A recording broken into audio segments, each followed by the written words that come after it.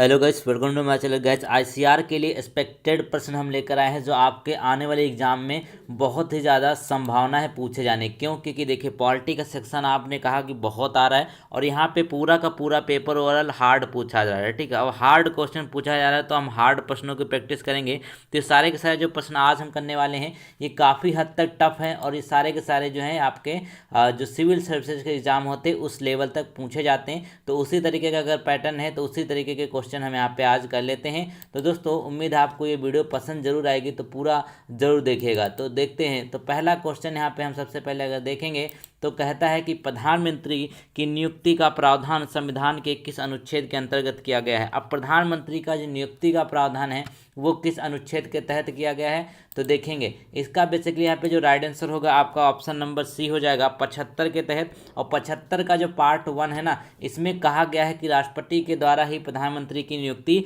करी जाएगी। Question number अगला देखेंगे यहाँ पर। अब अगले प्रश्न में देखिए, कहते हैं कितने कि निम्नलिखित में से कौन प्रधानमंत्री बनने के समय लोकसभा के सदस्य थे। कि इनमें से एक जो है प्रधानमंत्री बनने के समय लोकसभा के सदस्य थे, तो वो कौन से हो जाएंगे, तो चलिए देख लेते हैं। इसका जो राइट आंसर होगा दोस्तों वो हो जाएगा चंद्रशेखर। ठीक है, जो चंद्रशेखर हैं वो प्रधानमंत्री बनने के समय लोकसभा के सदस्य हुआ करते थे। Question number right answer B इसका सही होगा।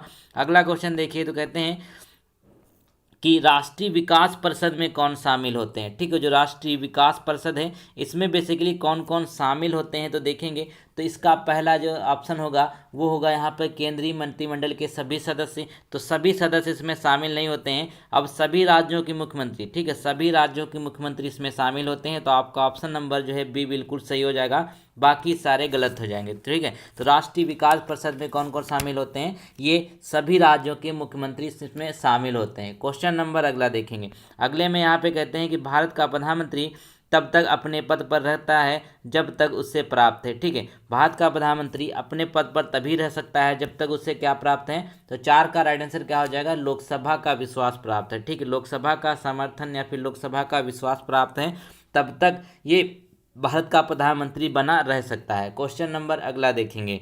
ठीक है, तो अगले प्रश्न में कहते हैं कि भारत की जो अवशिष्ट शक्तियां हैं वो किसमें निहित है। ठीक है, भारत की जो अवशिष्ट शक्तियां हैं वो किसमें निहित हैं, तो इसका ऑप्शन देखेंगे। तो इसका जो राइट आंसर हो जाएगा केंद्र सरकार में। क्या कि भारत की जितनी भी अवशिष्ट शक्तियां हैं वो केंद्र सरकार में यहाँ पे निर्दिष्ट करती हैं। क्वेश्चन नंबर अगला देखिए, तो कहते हैं कि सरकारिया आयोग का गठन किस विषय पर सुझाव देने के लिए किया गया था। अब सरकारिया आयोग को आपने बहुत बार पढ़ा होगा। अब जो यह गठन किया गया था ये किसके लिए किया गया था, तो याद रखेंगे केंद्र राज्य संबंध के बीच सुधारों के लिए। केंद्र और राज्य के बीच जो संबंध है उनके लिए यहाँ पे सरकारिया आयोग का गठन किया गया था। इंपॉर्टेंट है, पूछा जाता है, पूछा जा सकता है आने वाले शिफ्टों में।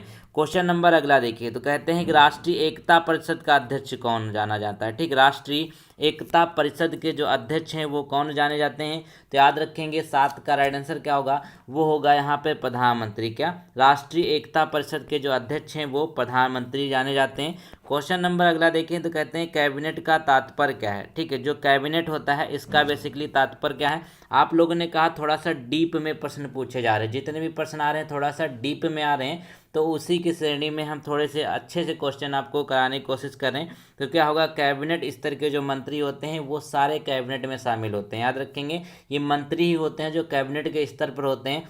क्वेश्चन नंबर 9 में देखेंगे, तो कहते हैं कि यदि भारत के, चलिए पूरा क्वेश्चन मैं आपको दिखा देता हूँ। अच्छा ये प्रश्न है जो आपके लेवल का है। ठीक है, बहुत अच्छे लेवल का प्रश्न है।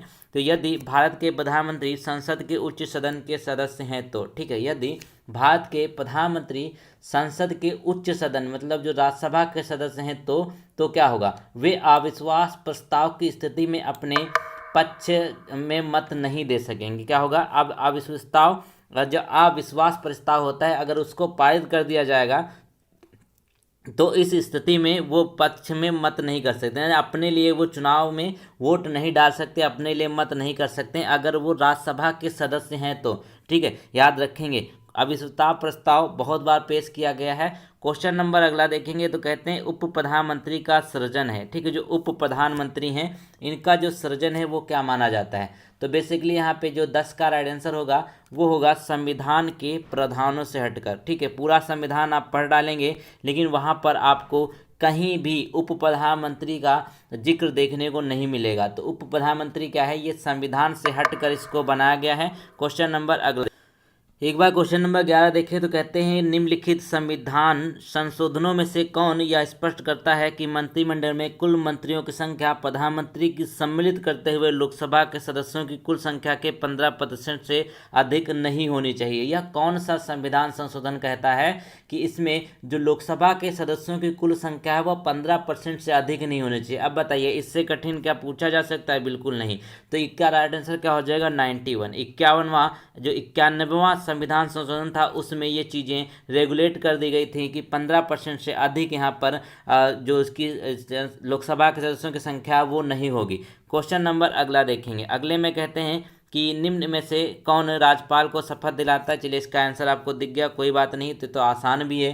तो याद रखेंगे इसका राइट आंसर क्या हो जाएगा, उच्च न्यायालय के मुख्य न्यायाधीश। कौन, उच्च न्यायालय के मुख्य न्यायाधीश में मैक्सिमम लोग क्या ठीक कर सकते हैं, भारत के राष्ट्रपति। ठीक है, तो राज्यपाल को उच्च न्यायालय का मुख्य न्यायाधीश यहाँ पर शपथ दिलाता है। क्वेश्चन नंबर अगला देखेंगे तो कहते हैं कि जो राज्यपाल है ना, राज्यपाल के वेतन और भत्ते कहाँ से दिए जाते हैं। ठीक है, राज्यपाल है उसका वेतन और भत्ता कहाँ से दिया जाता है, तो याद रखेंगे जो राज्य की संचित निधि होती है। ठीक है, जो राज्य की संचित निधि होती है यहाँ से इसको दिया जाता है। क्वेश्चन नंबर अगला देखिए तो कहते हैं कि राज्य सरकार का संवैधानिक प्रमुख कौन होता है। ठीक है, जो राज्य सरकार है इसका संवैधानिक प्रमुख कौन होगा, तो ये कौन से हो जाएंगे, राज्यपाल। कौन, राज्यपाल जो है ये राज्य के संवैधानिक प्रमुख होते हैं। जैसे पूरे देश का होता है पर राष्ट्रपति, इसी तरीके राज्य का कौन होता है, राज्यपाल होता है। क्वेश्चन नंबर अगला देखिए, राज्यपाल के बारे में कुछ इंपॉर्टेंट चीज़ें हम जरूर देखेंगे। तो देखिएगा इसमें कहते हैं कि राज्यपाल के संदर्भ में निम्नलिखित में से कौन सा कथन सत्य है। ठीक है, इसके संदर्भ में कौन सा कथन सत्य बोला गया है। ठीक है, तो देखिए माफ़ कीजिएगा, सत्य नहीं है ये बोला गया। तो वह राज्य की विधायिका का अंग होता है, बिल्कुल सही बात है। वह मृत्युदंड को क्षमा कर सकता है, बिल्कुल गलत है। मृत्युदंड को कौन क्षमा कर सकता है, सिर्फ और सिर्फ राष्ट्रपति के अधिकार है। वह उच्च न्यायालय के न्यायाधीशों की नियुक्ति करता है, नियुक्ति नहीं करता है, ये भी यहाँ पे सही है। उसकी नियुक्ति कौन करता है, राष्ट्रपति करता है। तो इसका राइट आंसर क्या होगा, बी हो जाएगा, यानी कि उसको मृत्युदंड को क्षमा करने का कोई भी अधिकार नहीं प्राप्त है। क्वेश्चन नंबर अगला क्वेश्चन देखिए तो कहते हैं किसी राज्य के राज्यपाल द्वारा जारी अध्यादेश का अनुमोदन होना आवश्यक है। ठीक है, किसी राज्य के राज्यपाल द्वारा जारी अध्यादेश का जो अनुमोदन है वो किसके द्वारा होता है, वो होता है राज्य विधानमंडल के द्वारा। किसके द्वारा, राज्य विधानमंडल। ऑप्शन नंबर बी बिल्कुल सही होगा। क्वेश्चन नंबर अगला देखिए तो कहते हैं जो संविधान के किस अनुच्छेद के द्वारा राज्यपाल, देखिए अनुच्छेद आपके एग्जाम में पूछे जा रहे हैं। ठीक है, पूछा भी गया था आज। तो राज्यपाल जो संविधान के अनुच्छेद के द्वारा राज्यपाल राष्ट्रपति के विचार के लिए किसी विधेयक को आरक्षित कर सकता है। ठीक है, राज्यपाल के लिए राष्ट्रपति के विचार के लिए किसी विधेयक को आरक्षित कर सकता है, किस अनुच्छेद में, तो ये हो जाएगा अनुच्छेद 200, यानी कि आपका राइट आंसर सी, अनुच्छेद 200 याद रखेंगे। अच्छे क्वेश्चन करा रहा हूँ आपके लिए। तो कहते हैं कि विधानसभा के सदस्यों के लिए न्यूनतम आयु निर्धारित की गई है। विधानसभा के सदस्य हैं उनके लिए न्यूनतम आयु कितनी है, तो याद रखेंगे 25 साल होगी। ठीक है, न्यूनतम आयु है ये विधानसभा सदस्यों के लिए 25 साल, लोकसभा के लिए भी 25 साल है। क्वेश्चन नंबर अगला देखिए, कहते हैं किसी राज्य का प्रथम विधि अधिकारी कौन सा होता है। किसी राज्य का जो प्रथम विधि अधिकारी होता है कौन होता है, महाधिवक्ता। कौन, महाधिवक्ता इसका राइट आंसर होगा। क्वेश्चन नंबर अगला देखिए, कहते हैं कि भारत के में राज्यों के विधानमंडल का उच्च सदन कौन सा है। ठीक है, भारत में जो राज्य हैं उनके विधानमंडलों का उच्च सदन कौन सा है, तो हो जाएगा विधान परिषद। और ठीक है, पूरे अगर भारत की बात कर ले तो वहाँ पे उच्च सदन कौन सा है, वो हो जाएगा राज्यसभा। और निचला सदन कौन सा है, वो है लोकसभा। राज्यसभा कभी भंग नहीं होती है, लोकसभा भंग हो जाती है। क्वेश्चन नंबर अगला देखेंगे। अगले क्वेश्चन की बात कर लीजिए तो कहते हैं मुख्यमंत्री के संबंध में निम्नलिखित में कथनों पर कौन सा कथन सत्य नहीं है। मुख्यमंत्री के संदर्भ में क्या चीज़ें सत्य नहीं है देखें तो कहते हैं कि वह सामान्यतः राज्यपाल द्वारा नियुक्त चयनित किया जाता है, तो ये यहाँ पे गलत हो जाएगा। ठीक है, यही कथन यहाँ पे सत्य नहीं है। वह राज्यपाल द्वारा औपचारिक नियुक्त किया जाता है, सामान्यता नहीं होगा, औपचारिक रूप से नियुक्त किया जाता है। वह विधानसभा में बहुमत प्राप्त दल के सदस्यों के द्वारा चुना जाता है, ये सही। मुख्यमंत्री के बारे में उसका पद पर बना रहना बहुत से कारकों पर निर्भर करता है, ये सही है। 3 पॉइंट याद कर लीजिए, बाकी इस पॉइंट को याद करने की जरूरत नहीं है क्योंकि ये पॉइंट ही गलत है, इसीलिए इसका राइट आंसर ये हो जाएगा। क्वेश्चन नंबर अगला कहता है कि भारत में किसी राज्य की राज्यपाल बनने वाली प्रथम महिला कौन सी है। भारत के में किसी राज्य की जो राज्यपाल बनी थी प्रथम महिला कौन सी है, तो वो हो जाएंगी सरोजिनी नायडू। कौन सी? सरोजिनी नायडू इसका राइट आंसर हो जाएगा। ऑप्शन नंबर सी बिल्कुल सही है। क्वेश्चन नंबर अगला देखिए, तो कहते हैं कि निम्न में से किसका विघटन नहीं किया जा सकता परंतु समाप्त किया जा सकता है। अब किसका विघटन नहीं किया जा सकता, आप देखेंगे यहाँ पे थोड़ा सा ट्रिकी क्वेश्चन है, क्योंकि हमने आपको बताया कि राज्यसभा कभी भंग नहीं होती। इसी तरीके से जो राज्य विधान परिषद है ना, राज्य विधान परिषद, इसका कभी भी विघटन नहीं होता है, बल्कि इसको समाप्त किया जा सकता है। जैसे अभी तो कुछ गिने चुने राज्यों में ही है ये, तो याद रखें राज्य विधान परिषद का विघटन नहीं होता, लेकिन इसको समाप्त किया जा सकता है। क्वेश्चन नंबर अगला देखें, लेवल का क्वेश्चन है। तो इसमें कहा गया कि राज्य में दूसरे सदन की स्थापना या उसे रद्द करने से संबंधित कौन सी प्रक्रिया सही है। ठीक है, राज्य में दूसरे सदन से की स्थापना या रद्द करने की कौन सी प्रक्रिया यहाँ पे सही होगा, तो वो प्रक्रिया होगी option number C. Option number C में क्या है कि संबंधित राज्य की विधानसभा द्वारा 2/3 बहुमत से पारित प्रस्ताव संसद से पारित विधि द्वारा, ये प्रक्रिया यहाँ पे बिल्कुल सही होगी। क्वेश्चन नंबर 25 देखिए, तो कहते हैं विधानसभा के विघटन के बाद भी उसका अध्यक्ष पद पर बना रहता है। ठीक है, विधानसभा का जब विघटन हो जाता है उसका अध्यक्ष जो है पद पर बना रहता है। कब तक बना रहता है ये बात याद रखनी है। तो ऑप्शन देख लेते हैं, तो इसका ऑप्शन नंबर ए सही होगा, यानी कि विधानसभा के विघटन के पश्चात गठित विधानसभा की पहली बैठक से ठीक पहले तक वो इसका अध्यक्ष बना रहता है नियमित रूप से। क्वेश्चन नंबर अगला देखिए, तो कहते हैं कि विधानसभा का सदस्य निर्वाचित हुए बिना कोई मंत्री किस अवधि तक अपने पद पर बना रह सकता है। ठीक है, विधानसभा का सदस्य निर्वाचित अगर नहीं है फिर भी वह मंत्री किस अवधि तक अपने पद पर बना रहेगा, तो याद रखेंगे 6 महीने तक। 6 महीने के बाद अगर वो क्या कहते हैं निर्वाचित नहीं होता है खुद, तो क्या होगा उसको यहाँ पे हटाया जा सकता है, याद रखेंगे। क्वेश्चन नंबर अगला देखिए, कहते हैं कि राज्य की विधानसभा के सत्रावसान का आदेश किसके द्वारा किया जाता है। जो राज्य की विधानसभा है उसका सत्रावसान का आदेश किसके द्वारा किया जाता है, वो हो जाएंगे राज्यपाल। क्या राज्यपाल इसका राइट आंसर है। 50 क्वेश्चन इस वीडियो में करेंगे, 50 में से देखते हैं आप लोग कितना सही करेंगे। थोड़ा सा लेवल का पेपर तो हम करा ही रहे हैं, आपको पता है। क्वेश्चन नंबर अगला कहते हैं कि किसी राज्य की विधानसभा का अध्यक्ष पद त्यागना चाहे तो अपना त्याग पत्र किसको सौंपेगा। अब विधानसभा अध्यक्ष की बात कर लेंगे तो वो कौन, उपाध्यक्ष को, याद रखेंगे। इसमें बहुत सारे लोग मुख्यमंत्री को लगा देंगे या राज्यपाल को लगा देंगे, लेकिन इसका राइट आंसर क्या होगा, उपाध्यक्ष को, क्या उपाध्यक्ष को सौंपेगा। ठीक है, याद रखेंगे। क्वेश्चन नंबर अगला कहते हैं कि भारत के किस राज्य में सर्वप्रथम महिला मुख्यमंत्री बनी थी। भारत का ऐसा कौन सा राज्य है जहाँ पर सबसे पहले महिला मुख्यमंत्री बनी थी, वो कौन सी हो जाएंगी, याद रखेंगे उत्तर प्रदेश में सबसे पहले महिला मुख्यमंत्री बनी थी। क्वेश्चन नंबर अगला देखिए, तो कहते हैं कि किसी राज्य के मुख्यमंत्री से संबंधित निम्नलिखित में से कथनों का कौन सा सत्य नहीं है। अब राज्य से संबंधित जो कथन है वो कौन सा सत्य नहीं, तो ऑप्शन में देखें, तो पहला ऑप्शन देखिए, तो कहते हैं कि मुख्यमंत्री राज्यपाल द्वारा नियुक्त किए जाते हैं, बिल्कुल सही बात है।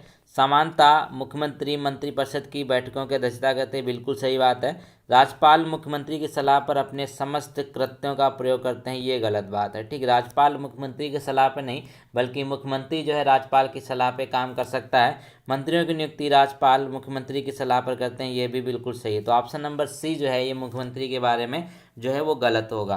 क्वेश्चन नंबर अगला देखिए, कहते हैं जम्मू एवं कश्मीर के मुख्यमंत्री का कार्यकाल कितना होगा। ये क्वेश्चन बहुत पुराना हो चुका, क्योंकि वहाँ पर जो है ये वो केंद्र शासित प्रदेश बन चुका है। चलिए इसको हटा देते हैं।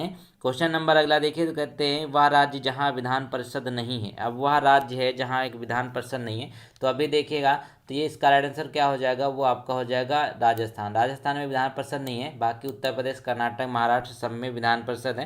क्वेश्चन नंबर अगला देखिए, तो कहते हैं जो विधानसभा के सदस्यों की निर्भरताओं से संबंधित प्रश्नों पर अंतिम निर्णय किसके द्वारा किया जाता है। ठीक है, विधानसभा के जो सदस्यों की निर्भरताओं से संबंधित प्रश्नों का जो अंतिम निर्णय है वो किसके द्वारा लिया जाता है, तो ऑप्शन नंबर बी बिल्कुल सही होगा, यानी कि राज्यपाल के द्वारा। किसके द्वारा, राज्यपाल के द्वारा। क्वेश्चन नंबर अगला देखिए, अगला क्वेश्चन बढ़िया है।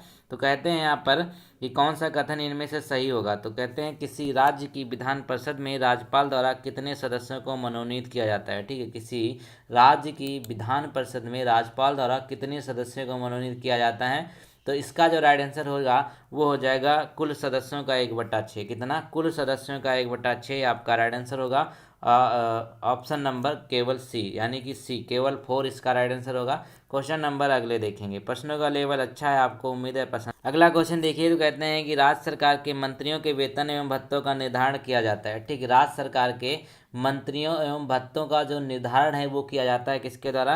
राज्य विधानसभा द्वारा। किसके? राज्य विधानसभा के द्वारा किया जाता है। क्वेश्चन नंबर अगला है कि संविधान बनने के समय जो क्षेत्र नॉर्थ ईस्ट फ्रंटियर एजेंसी के नाम से जाना जाता था वह अब कौन सा है? ठीक है, जो संविधान बना था, देखिए कितने अच्छे प्रश्न हैं, आप लोग भी कहेंगे हाँ भाई। तो देखिए नॉर्थ ईस्ट फ्रंटियर एजेंसी के नाम से जाना जाता है, नेफा के नाम से जाना जाता है, तो वह अब कौन सा राज्य है? अरुणाचल प्रदेश। कौन सा? अरुणाचल प्रदेश इसका राइट आंसर होगा। क्वेश्चन नंबर अगला कहते हैं कि राज्य की वास्तविक कार्यपालिका शक्ति का प्रयोग किसके द्वारा किया जाता है? ठीक है, राज्य की वास्तविक कार्यपालिका शक्ति का जो प्रयोग है वह किसके द्वारा किया जाता है? तो वो हो जाएगा मुख्यमंत्री के द्वारा। किसके द्वारा?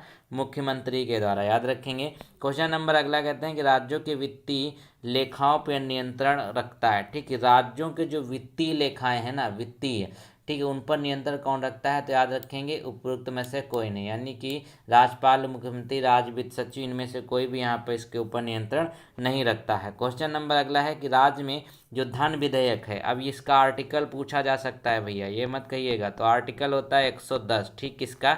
धन विधेयक का। धन विधेयक डिसाइड कौन करता है? तो ध्यान में रखेंगे, धन विधेयक जो डिसाइड किया जाता है लोकसभा स्पीकर के द्वारा। ठीक है, और ये पेश कहाँ होता है धन विधेयक? केवल और केवल कहाँ? केवल और केवल जो है ये विधानसभा में पेश होता है, क्योंकि यहाँ पे हम बात कर रहे हैं राज्य की बात कर रहे हैं। ठीक है, राज्य में जो धन विधेयक पेश होता है केवल और केवल विधानसभा में इसको पेश किया जाता है। बाकी अगर वहाँ पे बात करें तो केवल और केवल लोकसभा में इसको पेश किया जाता है।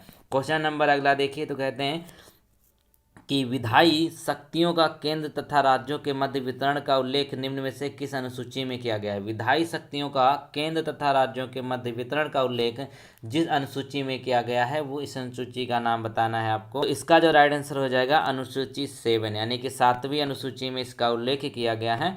क्वेश्चन नंबर अगला देखिए, तो कहते हैं कि संघ तथा राज्यों के मध्य वित्तीय संबंधों की विवेचना की गई। ठीक है, संघ तथा राज्यों के मध्य जो वित्तीय संबंध है उसकी विवेचना किस अनुच्छेद में करी गई है? तो अच्छा प्रश्न है, ये होगा अनुच्छेद 268 से 293 के अंतर्गत। इसमें अनुच्छेद 268 से 293 के अंतर्गत यहाँ पर ये किया गया है इसकी विवेचना। ठीक है, क्वेश्चन नंबर अगला देखिए, कहते हैं कि निम्न में से कौन सा विषय हमारे संविधान की समवर्ती सूची में शामिल नहीं है? अब इनमें से एक विषय है जो समवर्ती सूची में शामिल नहीं है, तो वो कौन सा हो जाएगा? तो याद रखेंगे शेयर बाजार तथा वायदा बाजार। ठीक है, शेयर बाजार और वायदा बाजार है जो ये समवर्ती सूची में शामिल नहीं है। समवर्ती सूची का मतलब क्या होता है? उस पर केंद्र राज्य दोनों लोग कानून बना सकते हैं, जैसे यहाँ पे वन्यजीव और यहाँ पे वन और मजदूर संघ, ये क्या है? ये सारे समवर्ती सूची में। क्वेश्चन नंबर अगला देखिए, तो कहते हैं कि निम्नलिखित में से कौन सा विषय राज्य सूची से हटा करके समवर्ती सूची में सम्मिलित किया गया था? ये प्रश्न अच्छा है, तो देखिएगा ये क्या होगा? एक तो वन, दूसरा जनसंख्या नियंत्रण, तीसरा न्याय प्रशासन। तीनों क्या होगा? वन, जनसंख्या नियंत्रण, न्याय प्रशासन, उपरोक्त सभी, इसका राइट आंसर हो जाएगा। तो सारे के सारे जो हैं ये समवर्ती सूची में शामिल किए गए थे, ये पहले राज्य सूची में हुआ करते थे। क्वेश्चन नंबर देखिए 44 कहता है कि निम्नलिखित में से किसने भारत में स्थानीय सरकारों के लिए ओम्बड्समैन की स्थापना की सिफारिश की थी? ठीक है, किसने स्थानीय सरकारों के लिए जो ओम्बड्समैन है इसकी स्थापना की सिफारिश की थी? तो वो कौन से हो जाएंगे? वो होंगे आपके द्वितीय प्रशासनिक सुधार आयोग। कौन? द्वितीय प्रशासनिक सुधार आयोग के द्वारा इसकी स्थापना करी गई थी या इसकी सिफारिश करी गई थी। क्वेश्चन नंबर अगला देखिए, तो कहते हैं कि निम्नलिखित में से कौन सा विषय समवर्ती सूची का है? अब समवर्ती सूची का जो इसमें विषय है वो कौन सा है? तो याद रखेंगे वो आपका राइट आंसर क्या होगा? ऑप्शन नंबर, तो ये हो जाएगा आपराधिक मामले। ठीक है, आपराधिक मामले। क्वेश्चन नंबर अगला देखिए, कहते हैं जो संघ सूची है, जहाँ यूनियन लिस्ट है ना, इसमें कितने विषयों को रखा गया है? इस समय जो यूनियन लिस्ट है उसमें जो विषय है टोटल ये है 97। याद रखें कितने? 97 विषयों को रखा गया है यूनियन लिस्ट में। क्वेश्चन नंबर अगला कि जो अंतर्राज्यीय व्यापार पर कर लगाने के लिए कौन प्राधिकृत है? ठीक है, अंतर्राज्यीय व्यापार पर कर लगाने के लिए कौन प्राधिकृत है? तो याद रखेंगे इसका राइट आंसर हो जाएगा वो आपका संसद होगा। ठीक है, संसद के द्वारा यहाँ पर जो अंतर्राज्यीय व्यापार है उस पर कर लगाया जाता है, यानी कि ये प्राधिकृत होता है। क्वेश्चन नंबर अगला देखें, इसका राइट आंसर हो जाएगा आपका बी, क्वेश्चन नंबर अगला कहता है कि भारतीय संविधान का अनुच्छेद 249, ठीक है, भारतीय संविधान का अनुच्छेद 249 संबंधित है, ठीक है। तो 249 जो संबंधित है वो किससे होगा, वो होगा राज्य सूची के विषयों के संबंध में संसद की विधायी शक्तियों से। किसके, राज्य सूची के विषयों के संबंध की विधायी शक्तियों से इसका संबंध होगा। ऑप्शन नंबर डी बिल्कुल सही है। क्वेश्चन नंबर अगला देखिए तो कहते हैं कि वे विषय जिन पर केंद्र व राज्य सरकारें दोनों कानून बनाती हैं तो ये उल्लिखित है किसमें, तो 49 का राइट आंसर क्या हो जाएगा, समवर्ती सूची। क्या, समवर्ती सूची इसका राइट आंसर होगा। ऑप्शन नंबर सी बिल्कुल सही है। चलिए क्वेश्चन नंबर अगला देखें तो कहते हैं कि भारतीय संविधान के अवशिष्ट शक्तियाँ किसमें सन्निहित है, ठीक है। भारतीय संविधान के जो अवशिष्ट शक्तियाँ हैं वो किसमें सन्निहित होंगी, तो याद रखेंगे आपका राइट आंसर क्या हो जाएगा, वो होगा ऑप्शन नंबर डी यानी कि संसद में। कहाँ, डी संसद में।